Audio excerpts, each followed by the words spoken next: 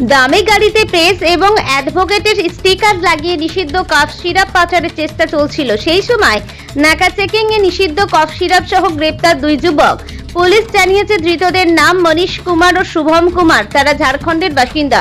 তাদের কাছ থেকে 840 বোতল নিষিদ্ধ কফ সিরাপ উদ্ধার হয়েছে। আটককৃত গাড়িটিকে বাজেয়াপ্ত করেছে পুলিশ।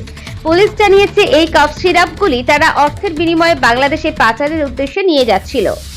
পুলিশ সূত্রে খবর, গতকাল রাতে গাইঘাটা থানার কুলপুকুর এলাকায় নাকা চেকিং চালাচ্ছিল পুলিশ। সেই সময় হাবড়ার দিক থেকে বনগাঁর দিকে যাচ্ছিল একটি দামি চারচাকা গাড়ি। গাড়ির সামনে পেছনে একদিকে প্রেস লেখায় স্টিকার লাগানো ছিল এবং আরেকদিকে অ্যাডভোকেট লেখায় স্টিকার লাগানো ছিল, যা দেখে সন্দেহ হয় পুলিশের। গাড়িতে তল্লাশি চালিয়ে 7টি কার্টুনে মোট 840 বোতল নিষিদ্ধ কফ সিরাপ উদ্ধার হয়।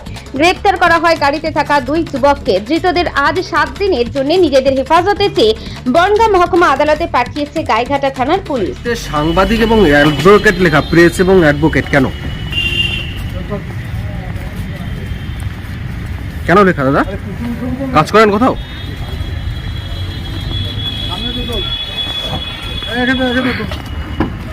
আমি উপাসে গিয়ে দাঁড়া এই